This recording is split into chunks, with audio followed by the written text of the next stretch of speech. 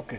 ఇప్పుడు ఈటల రాజేందర్ కొత్త పార్టీ పెడుతున్నారని 2-3 రోజులుగా చాలా స్పెక్యులేషన్ వినిపిస్తుంది సార్. మీకు కూడా దగ్గర వ్యక్తి కదా, అనిపిస్తుందా ఆయన ఖచ్చితంగా పార్టీలోనే కంటిన్యూ అవుతారు నో డౌట్ అని ఉందా, లేకపోతే వేరే అది ఆలోచన? బయట వ్యక్తులు అనుకుంటున్నారు, అనుకోనివ్వండి. బయట వ్యక్తులు ఎవరు?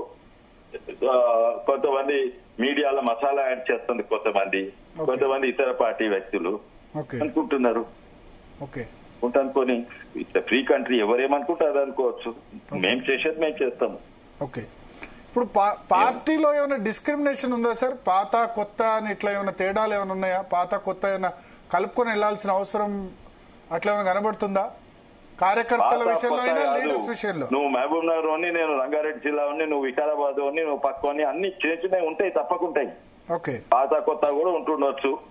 నువ్వు ఇది అది, నువ్వు మొన్న వచ్చినావు, నేను అంత అవతల మొన్న వచ్చినా, నేను సీనియర్, అన్ని పార్టీలు ఉంటాయి, తప్పనిసరి ఉంటాయి. అండ్ అట్లుంటే తప్పేం లేదు. కానీ దానివల్ల పార్టీ నష్టం అయితే దాన్ని కరెక్ట్ చేసుకోవాలి. 100%. నేను 30 ఏళ్ళు నేను నీతో ఉన్నా. ఎవడో కొత్తోడు వచ్చినట్టే కొంచెం అభిప్రాయం. నేను మంచిగున్నా కూడా కొన్నిసార్లు నేను మంచిగున్నా కూడా వాళ్ళకు అనిపిస్తారే వీళ్ళిద్దరు పాత్రలని. అండ్ పర్సెప్షన్ ఉంటది, ఫీలింగ్ ఉంటాయి, ఇవన్నీ ఉంటాయి. కానీ అది అంత తప్పకుంటాయి. కానీ common agenda is the most important. పార్టీని ఎలక్షన్ గెలిపియాలి. సార్, అంటే ఇప్పుడు మొన్న నాకు తెలిసి మీది కూడా ఒక వీడియో వైరల్ చేశారు. అంటే ఇది కొంత అది ఏంది జరిగింది ఏంది దాని వెనుక? యాక్చువల్లీ జరిగింది కొంతమంది వికారాబాద్ జిల్లాలో పిచ్చి చేస్తున్నారు. పార్టీలు ఉండి పార్టీకి వ్యతిరేకం గ్రూప్ చేస్తుంటే నేను ఒక్క నిమిషం కూడా సాధిస్తాను.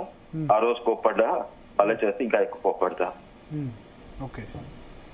సో అంటే యాంటీ పార్టీ యాక్టివిటీ చేస్తున్న వాళ్ళని మీరు యాంటీ పార్టీ అని కాదు, గ్రూప్ చేస్తా ఇండైరెక్ట్లీ యాంటీ పార్టీ అయిపోతుంది. ఓకే.